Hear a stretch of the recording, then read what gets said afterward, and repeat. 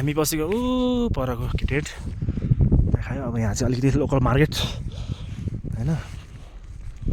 Red bull पनि पुरा उसकै यस्तो खाले रेड बुल पनि चाइनिजवाला रेड बुल।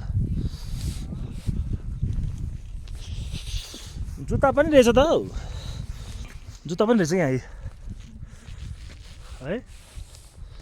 जुत्ताहरू दामी दामी यार।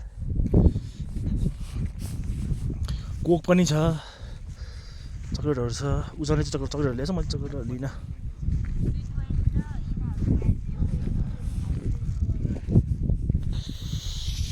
हाम्रो बहिनीको चाहिँ यता रक्सी पसलहरू यता कोक पनि छ, कोका कोला।